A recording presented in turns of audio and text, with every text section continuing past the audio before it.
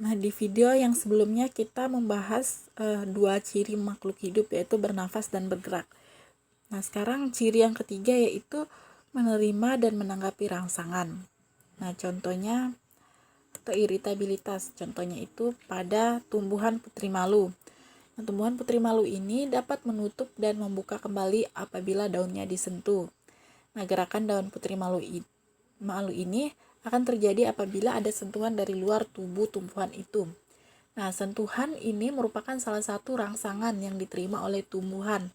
Sedangkan gerakan yang menutup dan membuka kembali merupakan tangkapan dari tumbuhan tersebut. Oleh karena itu, tumbuhan dapat menerima dan menanggapi rangsangan.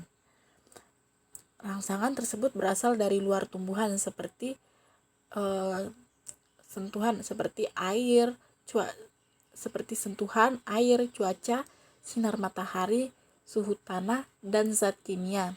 Selain rangsangan dari luar organisme juga dapat menerima dan menanggapi perubahan yang datang dari dalam tubuhnya sendiri.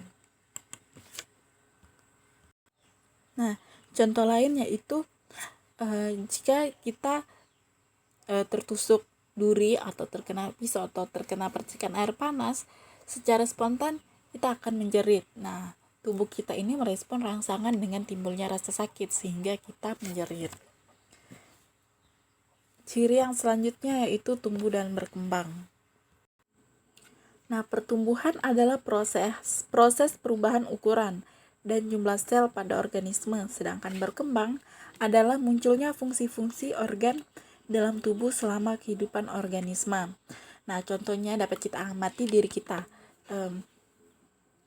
Sebelumnya seorang ibu kita mengandung kita kurang lebih 9 bulan di dalam rahim. Kemudian janin itu kemudian lahir menjadi bayi. Kemudian bayi tumbuh dan berkembang menjadi anak-anak. Kemudian tumbuh menjadi seorang remaja dan menjadi dewasa. Itu merupakan contoh tumbuh dan berkembang pada manusia. Nah, tumbuhan juga mengalami pertumbuhan dan perkembangan. Nah, kita dapat amati pada proses dari biji menjadi kecambah. Pertama biji, kemudian menjadi kecambah, kemudian menjadi tumbuh menjadi tunas muda, kemudian tumbuh menjadi batang kecil, dan akhirnya menjadi tumbuhan yang besar. Nah, sama halnya dengan hewan pun mengalami pertumbuhan dan perkembangan. Misalnya pada katak. Nah, katak berasal dari telur, kemudian tumbuh dan berkembang menjadi kecebong atau berudu yang berinsang luar, kemudian berkembang menjadi kecebong berkaki belakang dan berkaki depan serta memiliki paru-paru. Selanjutnya tumbuh dan berkembang menjadi katak muda dengan ekor yang memendek sampai akhirnya menjadi katak dewasa. Nah, jadi setiap makhluk hidup mengalami tumbuh dan berkembang. Ciri yang selanjutnya yaitu berkembang biak. Berkembang biak adalah proses menghasilkan keturunan. Tanpa berkembang biak, organisme akan punah. Jadi tujuan makhluk hidup berkembang biak yaitu tujuan yang utama yaitu adalah untuk menjaga kelangsungan hidupnya dan menjaga kelestarian organisme sehingga tidak langka dan punah. Semua makhluk hidup, baik organisme yang bersel banyak maupun bersel tunggal, akan berkembang biak dengan caranya yang berbeda-beda. Contohnya pada manusia, sapi, rusa, dan gajah ini berkembang biak dengan cara melahirkan.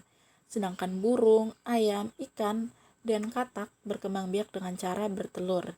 Nah, beranak atau melahirkan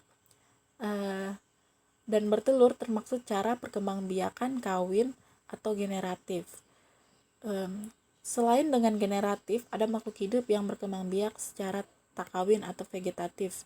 Contohnya itu organisme yang berkembang biak dengan cara vegetatif adalah amuba, yang termaksud hewan bersel tunggal.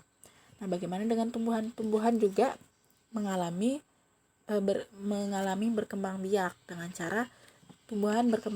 cara generatif dan vegetatif. Perkembangbiakan secara generatif yaitu melalui biji dan buah. tumbuhan, sedangkan vegetatif bukan dari biji. Nah, itu tadi ciri-ciri dari makhluk hidup, yaitu berkembang biak.